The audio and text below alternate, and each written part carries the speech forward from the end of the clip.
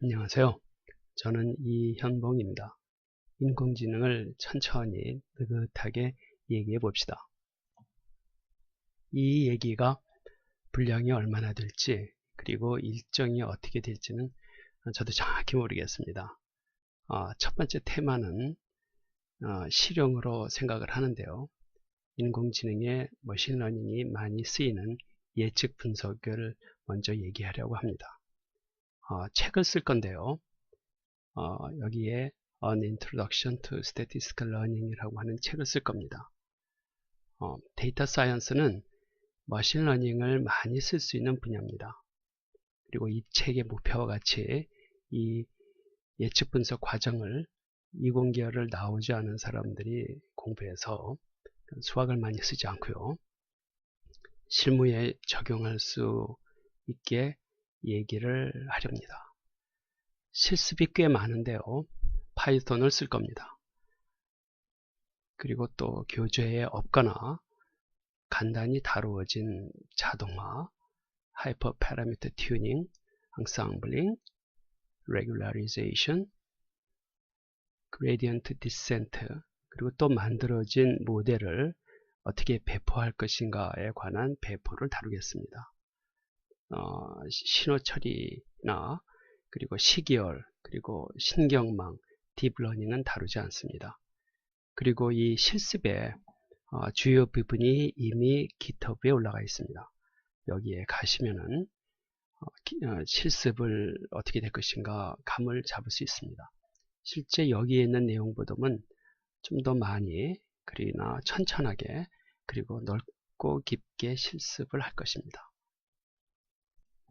인공지능, 머신러닝, 빅데이터, 데이터 사이언스 요즘 얘기들을 많이 하죠. 앞으로 이것들이 어떻게 서로 관련되고 그리고 그 차이는 뭔지 천천히 알아보도록 합시다.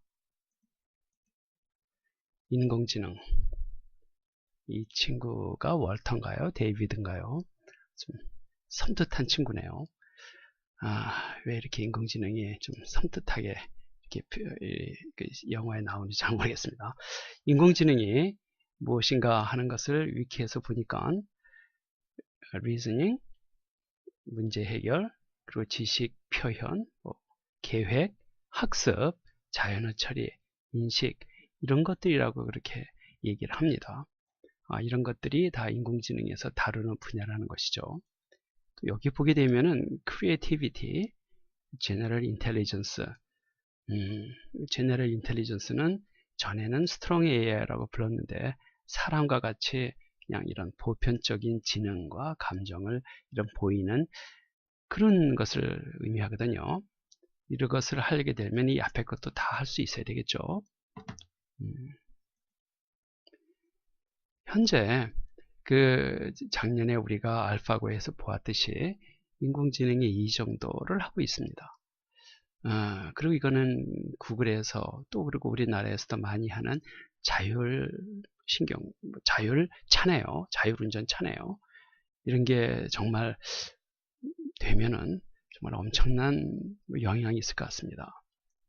인공지능은 생각보다는 매우 역사가 깊어요. 위키에서 보게 되면은 이거는 인공지능이 어떤 것인가를 간략히 얘기해 주고 있고, 이 사이트에 가서 PDF 문서를 받으면은 인공지능이 그동안 어떤 발자취를 겪었나 그런 얘기를 하고 있습니다. 이거는 마빈 민스키 교수님이 인공지능의 거두시죠.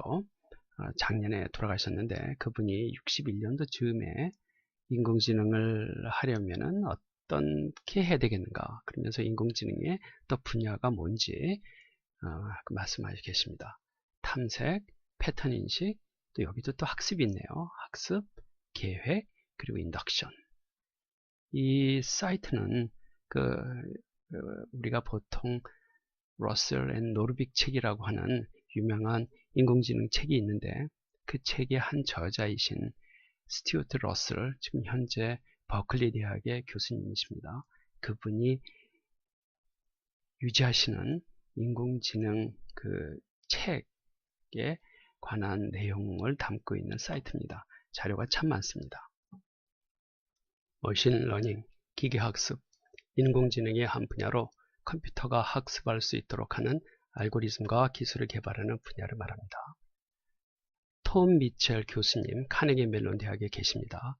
그분이 97년도 머신러닝 책에서 머신러닝은 경험에 의해서 자기 스스로 향상되는, 나아지는 그런 컴퓨터 에이전트를 말한다. 그렇게 정의하셨습니다. 카네기 멜론 대학의 머신러닝 사이트에 가면 톰 미첼 교수님이 강의하는 머신러닝 강의를 보실 수 있습니다. 슈퍼바이스드 러닝, 머신러닝의 한 형태입니다. 예를 들어서 설명을 하겠습니다. 슈퍼바이스드 러닝 머신이 있고, 이 녀석이 하는 일은 이런 사진들을 보고 이 사진이 고양이인가, 개인가, 잔인가, 아니면 모자인가, 그것을 학습을 하는 겁니다. 그러기 위해서 이 슈퍼바이스드 머신 러닝 기계에다가 이런 사진들과 그리고 그 사진이 무엇을 가르치는지 이런 레이블을 함께 줍니다. 그러면 이 머신러닝 기계는 이 데이터들을 갖고 학습을 막 해서 나중에 이 데이터에 포함된 거 말고 어떤 새로운 샘플을 받더라도 이 녀석이 학습을 한 결과를 갖고 이거는 개다. 그렇게 학습을 하는 형태를 슈퍼바이스드 러닝 그럽니다. 여기서 슈퍼바이스드는 이 머신러닝 알고리즘을 지도해주는, 가르쳐주는 그런 것이 있다는 얘기겠죠. 그래서 이때의 슈퍼바이저, 그러니까 선생님 같은 역할을 하는 것이 이 레이블입니다. 앞장에서 보았었던 슈퍼바이스드 러닝 모델을 좀 더 도식적으로 표현하면 이렇게 됩니다. 슈퍼바이스드 머신러닝 알고리즘을 이용해서 슈퍼바이스드 러닝 모델을 만드는 게 우리의 목표인데, 그러기 위해서는 훈련용 데이터가 필요합니다. 그 데이터를 영어로는 트레이닝 세트, 훈련용 데이터, 그렇게 얘기를 합니다. 훈련 데이터가 이렇게 들어오고 그 훈련 데이터가 무엇을 가리키는지 레이블이 슈퍼바이스드 러닝 모델에서는 같이 있어야 됩니다. 이 데이터들을 보통 전처리를 해서 머신러닝 알고리즘이 소화하기 쉬운 피처들로 만듭니다. 레이블도 전처리할 경우가 있습니다. 그래서 이렇게 머신러닝 알고리즘이 이 피처와 레이블을 이용해서 막 학습을 해서 모델을 만드는 이 단계를 훈련 단계, 그렇게 얘기를 합니다. 그래서 모델이 만들어졌죠. 그러면은 이것을 이제 실제 적용을 하기 전에 이 모델이 과연 얼마나 잘 작동을 할까, 그러기 위해서 시험을 하는 경우가 종종 있습니다. 그래서 이 모델의 시험을 하기 위해서 사용하는 데이터를 테스트 세트, 그렇게 얘기합니다. 이 테스트 셋에서 사용할 것들은 훈련에서 쓴 그런 데이터면은 전혀 안 됩니다. 그래서 새로운 입력 데이터, 여기서는 입력 데이터라고 그랬지만 이 훈련용 데이터와는 전혀 별개의 데이터를 써야 됩니다. 그거를 써서 또 역시 앞과 같은 전처리를 거쳐서 모델에 적용해 보고 이 모델이 성능이 어느 정도쯤 되겠다, 그렇게 감을 잡아 보는 것입니다. 언슈퍼바이스드 러닝, 레이블이 없는 데이터에서 데이터가 지니고 있는 특성을 분석해 군집화를 하거나 또는 요약하는 방법. 핵심은 레이블이 없습니다. 언슈퍼바이스드 러닝에선 데이터가 들어오면 전처리를 해서 피처들을 추출해 클러스팅 알고리즘에 적용해서 모델을 만듭니다. 그렇게 해서 군집 모형을 이렇게 만들 때가 있습니다. 레이블이 없죠. 또 언슈퍼바이스드 러닝은 슈퍼바이스드 러닝 기계에 적용하기 위해 우리가 앞에서 원 데이터를 전처리를 하는 경우가 많이 있다고 그랬는데, 그때의 전처리 용도로 쓰이는 경우들도 많습니다.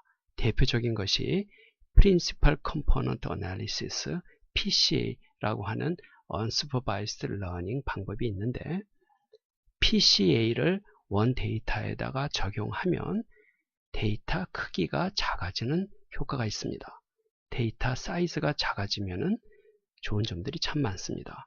그래서 PCA와 같은 unsupervised 알고리즘을 전처리 용도로도 종종 사용하곤 합니다. Reinforcement Learning, 머신러닝의 한 분야입니다. 환경 내에 있는 에이전트가 어떤 행동을 해야 미래의 최고의 보상을 받을까를 학습하는 형태입니다. 자연계 생물이라면 항상 하는 것입니다. 어떻게 해야 나에게 유리할까? 그걸 따지는 것이죠. 알파고가 대표적으로 Reinforcement Learning을 사용하는 형태입니다. 한번 알파고로 볼까요? 에이전트 둘이 있습니다. 하나는 알파고고 하나는 이세돌입니다. 그리고 이 두 사람이 노는 환경이 바둑이 되겠습니다. 그리고 이 알파고와 이세돌은 이 환경을 정확히 인식을 할 수 있습니다. 여기서 정확하다는 것은 바둑판을 있는 그대로 볼 수 있다는 겁니다. 그래서 그 바둑판 모양이 스테이트가 되겠습니다.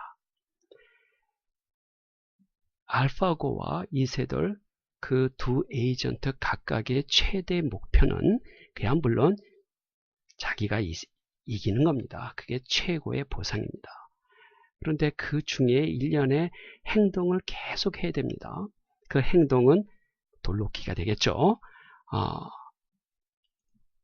알파고의 입장에서는 자기가 바둑판의 모양새를 보고 그리고 리워드를 계산해 내야 되는데 이 리워드는 궁극적인 리워드, 즉 자기가 이길 확률이, 가능성이 현재의 바둑판의 모양새로 보아서 얼마나 될까 하는 것을 계산해 내는 것이라고 할 수가 있습니다.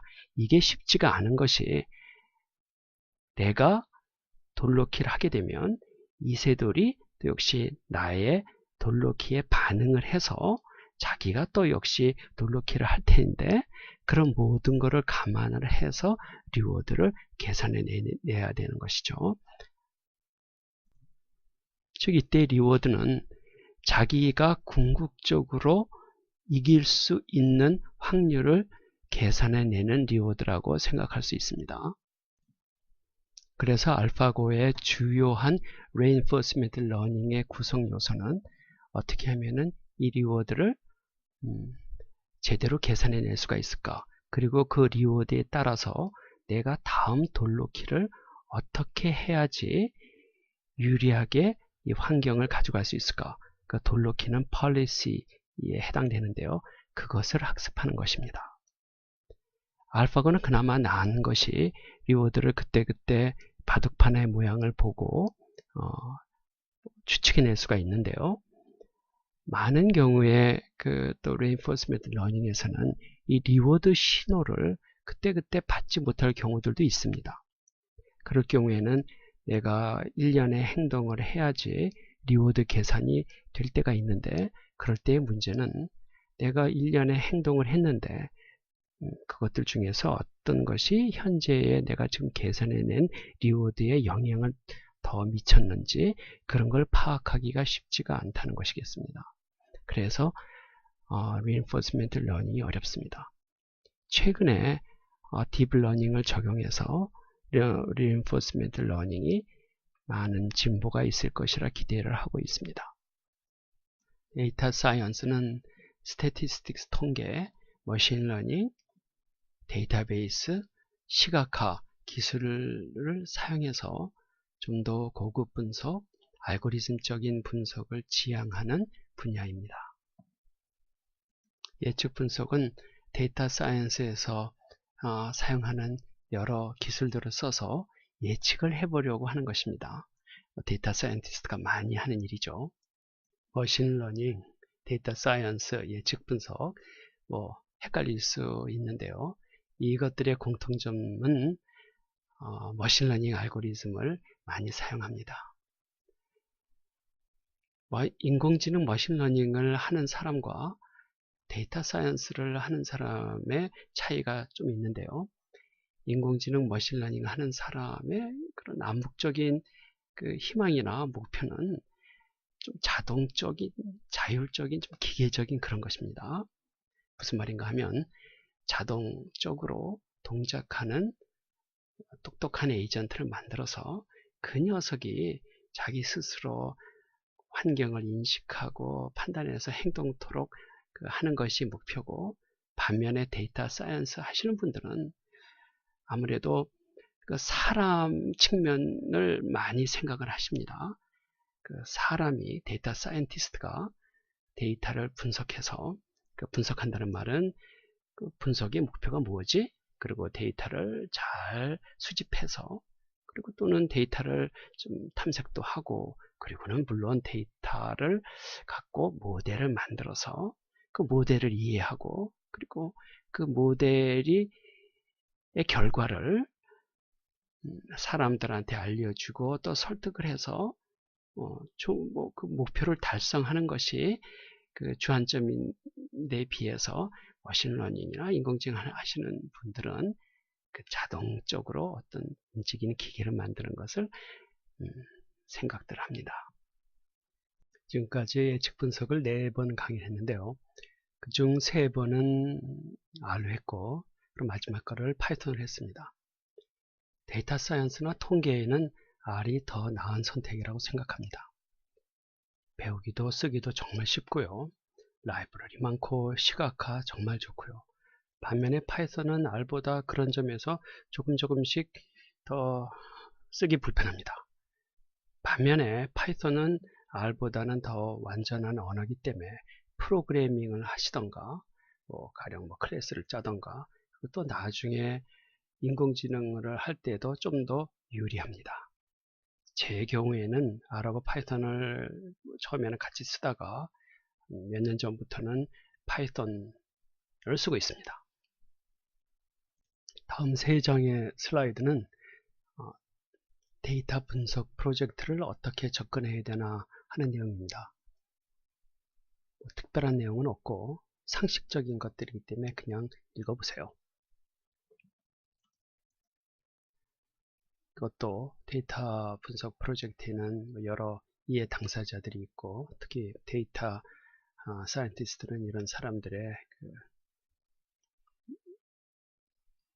기대치 관리나 이런 것들이 중요하다는 상식적인 얘기를 하고 있고, 이거는 좀 생각해 볼 만한 내용들입니다. 그 중에는 데이터 예측 분석이나 이런 것들이 요술방망이처럼 갖다 주면은 예측도 잘하고 그렇게 한다고 하시는 분들이 간혹 있으십니다만, 데이터 사이언스, 빅데이터 이런 것들이 요술방망이는 아니죠. 그리고 또 당연하지만 아무리 데이터가 많더라도 그 데이터가 다 쓰레기 같던가, 데이터 자체에 정보가 없으면은 아무리 돌려보고 학습을 시켜보고 분석을 해봐도 나올 게 별로 없죠. 그래서 그런 것들을 우리 데이터 분석하시는 분들, 우리들은 잘 이해를 하고, 또 그런 것들을 명심해서 프로젝트를 수행하고, 또 고객들한테도 다른 이 당사자들한테도 설득도 하고 이렇게 해야 된다는 그런 얘기입니다. 우리가 쓸 교재입니다. An Instruction to Statistical Learning. 보시다시피 평이 굉장히 좋습니다. 아마존에 가서 하드 카피로 사시게 되면은 65불이네요. 그런데 이 사이트에 가시게 되면 아까 보았었던 우리 교재를 PDF로 다운로드 받으실 수 있습니다. 그리고 더 좋은 거는 이 책의 두 저자들 중에 두 분이신 트레버 헤스티와 그리고 팁 슈라니 교수, 스탠포드에 계십니다. 그분이 2014년이었나? 그때에 직강응, 이 책의 내용을 가지고서 강의한 내용이 이 유튜브에 가면 있습니다. 이 책을, 이거를 보시는 것이 좋다는 것은 자명하죠. 그리고 요거는 이 두 분이 그 전에 썼었던 또 책입니다. 우리가 쓸 교재에 비해서 좀 더 테크니컬한데 내용이 참 좋습니다. 이것도 역시 여기에 가시게 되면 PDF로 다운로드 받으실 수 있습니다. 이거는 그 웹에서 그 분석과 데이터 사이언스에 관련된 그 사이트들, 정보와 그런 또 공부할 자료들을 모은 것들입니다. 이것 말고 여러분들이 그 구글링을 해보시게 되면 참 자료들 많습니다. 이것은 파이썬을 공부하시는 분들과 또 파이썬에 관련된 정보를 묶어 놓아 봤습니다. 이것 외에도 그냥 물론 굉장히 파이썬에 관한 정보는 많습니다. 이 중에 한두 개는 이것과 이것은 아마 우리나라 말로 된 파이썬 소개일 것입니다. 파이썬 책을 사셔도 되지만 웹에서 이런 자료들을 이용해서 충분히 공부하실 수 있습니다. 우리는 기본적 파이썬 말고도 그 데이터 분석에 필요한 scikit-learn 라이브러리나 그 밖에 데이터를 조작하고 데이터를 클리닝하고 그걸 보통 데이터 먼징이라고 그러는데요. 그런 것들에 필요한 라이브러리를 꽤 씁니다. numpy, pandas, 또 시각화에 쓰는 matplotlib 같은 것도 있고요. 그런 것들이 어디에 있는지 묶어 놨습니다. 그 중에는 굉장히 좋은 소개 자료들도 많습니다. 한번 보십시오. 머신러닝과 데이터 사이언스는 여러 분야에서도 접근했다 보니까 같은 내용, 같은 개념을 다른 용어를 쓰는 경우들이 퍽 많습니다. 워낙 그런 것들이 많기 때문에 그때그때 앞으로 제가 그런 용어들이 나올 때 말씀해 주겠습니다. 여기서는 제가 지금껏 머신러닝 모델, 슈퍼바이스드 러닝이나 아니면은 언슈퍼바이스드 러닝 기술을 써서 모델을 만든다고 했는데 그때 모델이라는 말을 썼죠. 그 모델 또는 여기서는 또 하이포테시스가 있습니다. 모델이라고 하는 용어는 주로 통계하셨던 분이 많이 쓰시는 것 같고 머신러닝 쪽이나 인공지능 쪽에서는 모델이라는 용어도 쓰지만 하이포테시스도 씁니다. 모델, 하이포테시스 같은 말입니다. 파이썬을 어떻게 설치할 수 있을까? 우리는 기본 파이썬 외에 scikit-learn 라이브러리들 그리고 그 밖에 여러 가지 쓰기 때문에 그런 것들을 한 번에 다 설치할 수 있는 아나콘다가 좋습니다. 파이썬은 뱀이죠. 그래서 이 파이썬 생태계에 여러 이런 번들들이나 이런 것들은 뱀 이름을 많이 씁니다. 아나콘다. 자, 아마존에 사는 큰 뱀이죠. 아나콘다를 설치하려면 여기 가셔가지고 이런 것들이 나옵니다.